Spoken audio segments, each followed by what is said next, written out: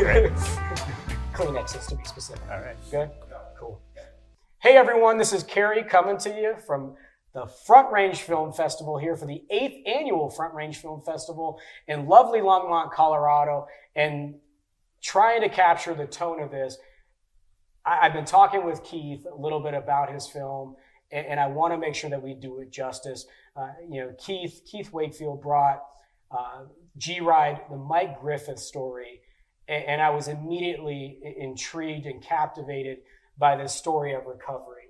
And I want to make sure that I capture the tone because I feel it needs it. So this one might not be as light and fun as we've done in the past, but if you watch not only the documentary, but if you understand anything about the person that was captured within this documentary, you'll understand and you'll appreciate, the tone and the way that we're going to kind of phrase things and make sure that we do his story justice. So Kieth, I hope that was the intention. Yep. I don't want to, even though with G-Ride we see so much humor, so much personality, so much joy, as a person that's getting to pull back that curtain and see this story, I was immediately captivated, by the overwhelming recovery. Mm-hmm. So with that, I think I tried to set it up the best I could. Why don't you tell us a little bit about Mike G-Ride Griffith? Yeah, Mike is a pretty lively personality. Riding around on his bike, riding around all the time, dancing around. He's got his little dog up front, his pedicab, bringing kind of, what does he say? Peace, strength, and joy to the community. He does it for smiles. He does it for laughs. He does it just to brighten up somebody's day. Yeah, I was really surprised. And one of the pieces of the film that I really appreciated was the need for pedicabs. Mm-hmm. So the setting, and it's also your hometown, is Chico, California. Yeah. So tell us a little bit about why pedicabs, or more importantly, what G-Ride is doing in this city is so important. Yeah. Well, there were a lot of pedicabs, and Mike actually put all of the other ones out of business because nobody wanted to ride from anybody else except for him. Right. So Chico is really it's a community it's like a college with a community built around it. A lot of students in the area, and Mike it's a 6 block by 3 block really downtown area, very similar to Longmont, where he just circles, and that's become his community. I mean, it is a film about communities, of the previous community, his family community, his addiction, and that community, and then leaving that and meeting another community. Yeah. He's just sort of adopted Chico as the community. Yeah, and I think you do it justice with that first shot. Hmm. As you watch this film, you don't know anything about G-Ride. Yeah. You don't know anything of his backstory, but you start off with him and his pedicab. Mm-hmm. And this amazing, maybe 30-second, 45-second trek through Chico, where one, you see the joy in him from the pedestrian side, right? Right. You see it, and I'm sure all of you either know what a pedicab is or have rode in a pedicab, but you know what that person is like. But you see all the joy that he brings throughout various different areas of Chico. Yeah. What is it like when you're a filmmaker seeing this? Did you know the story before you started to do the documentary? No. I was walking around in Chico. I was up visiting some friends. We were getting some frozen yogurt, and came out, and then I hear this music growing louder and louder and louder. And all of a sudden, he turns around the corner, and I see Mike on the pedicab with this little dog up front, dancing around like this. He's got his arms swaying. He's pointing out everybody around. I love how you're capturing it. Yeah, no, I can't do it when as you well watch as him either. Yeah, it's a lot of those kind of movements. He's all over the place. Yeah, and blasting this music. And honestly, my first thought was, what a jackass. Like, who wants to hear this music? And then everybody that I'm with is like, oh, that's Mike. That's not his dog. Like, I heard he killed somebody. Like, nobody really knew much about him, but everybody knew something about him. And that was sort of the beginning, or the first stages of, wait a second, this is an interesting story that people know of him, but nobody really knows the same thing of him. Yeah, I think all of us that are in different communities have that kind of story. Yeah.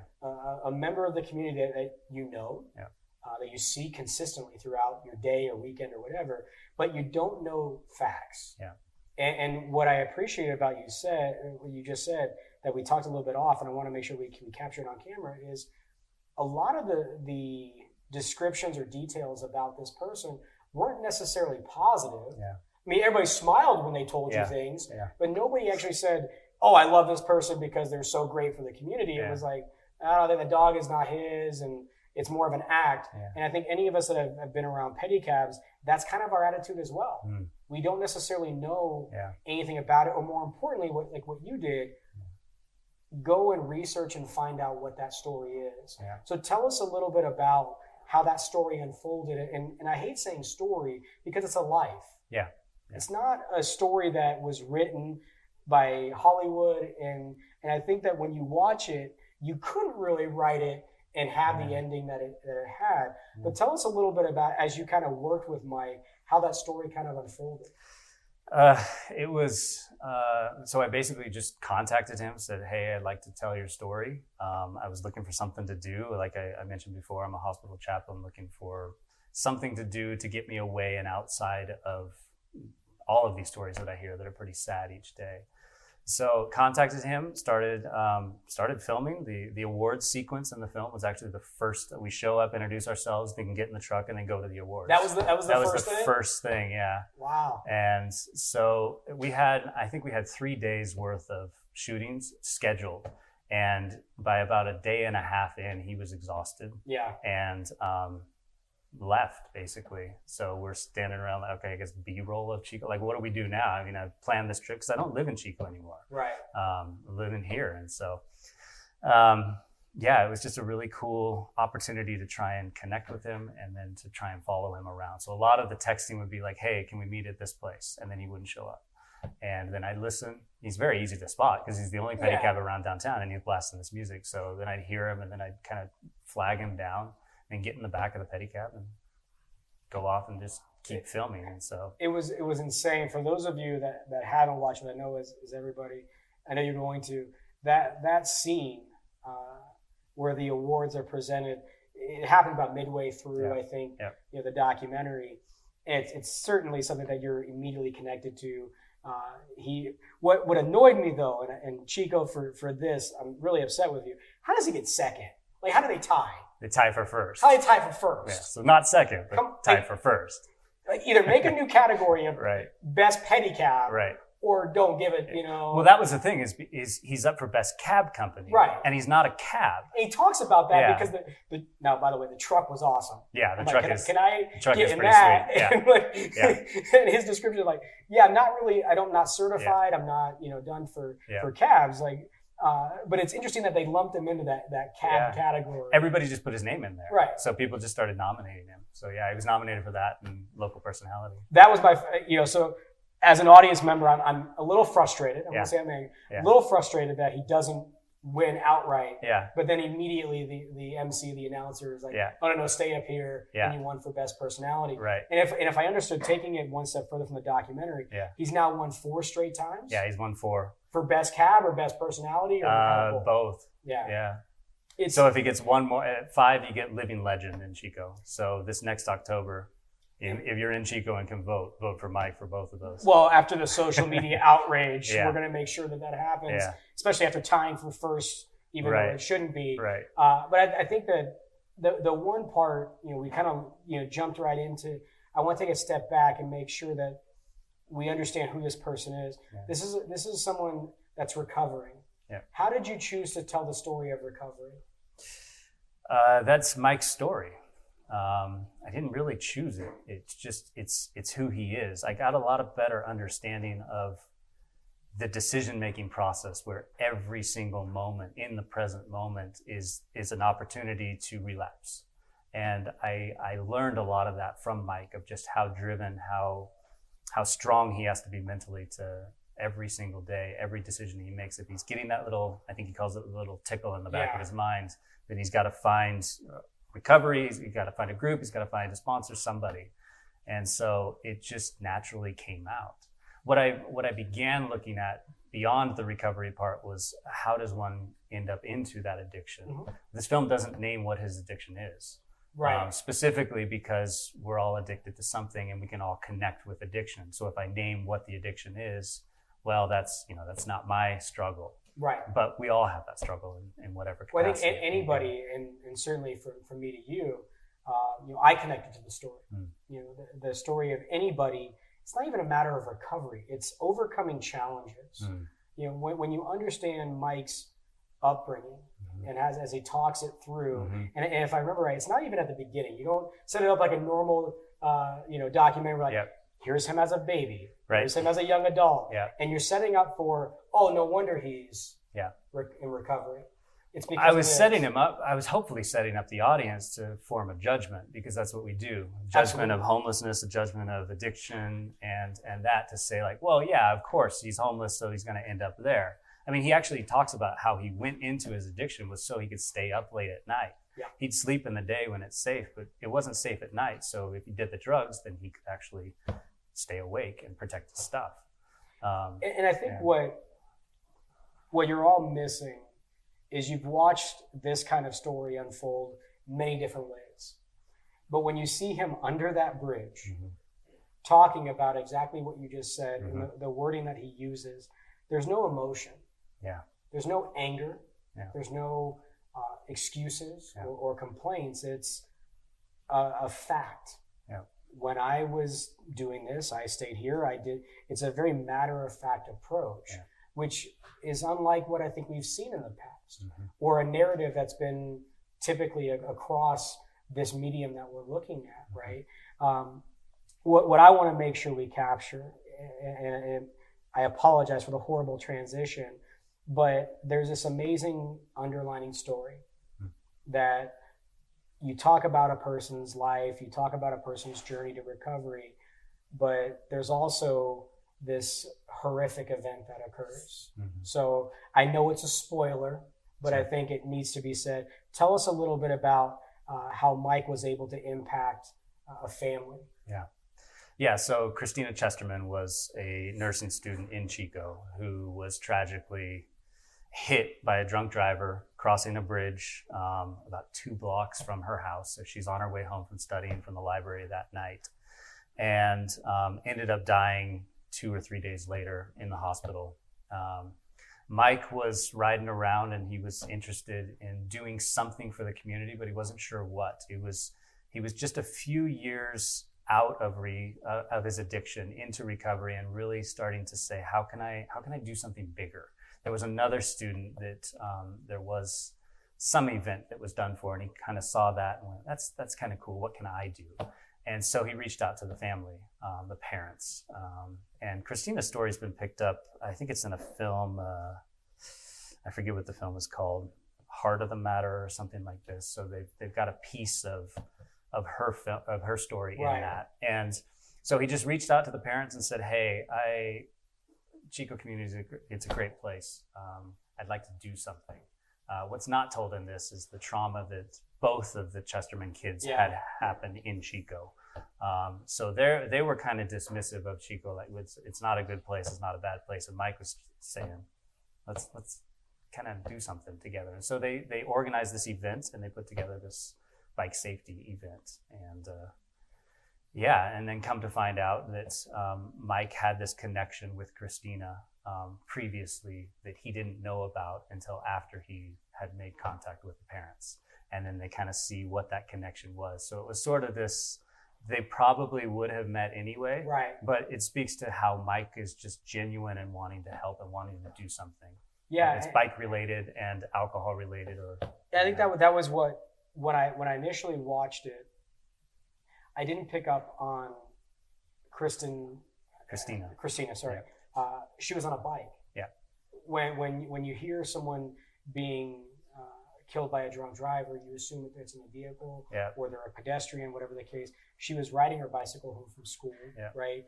I love the phrasing of safe ride. Safe ride is that was her last safe ride. And what I thought was inspiring in a way is when you watch it and you're not fully engaged, minutely, all of us are on technology. You're not fully invested. Yeah. You don't understand that Mike approached the family not knowing that this was the person in his pedicab the night before. Yeah. You know, if you're watching it and you're kind of piecing it through, you're like, oh, that's why he reached out, because it was the same person. And the way that the family found out, I think, was such a critical kind of hook in the documentary. And I think you mentioned it before, but for the sake of it, I just want to make sure, how did the family find out that Mike, this person riding in the pedicab, that Christina was the last ride? Yeah. His, her last ride was with him. Yeah. So Sandra Chesterman was going through all of Christina's all of her stuff and cleaning out the apartment. She found a bucket list that Christina had written, and I think that's what like NBC and other places had picked up on that story. And she's scrolling through the phone. She got into the phone, and then she's looking through the pictures. And I don't know if it was the last one.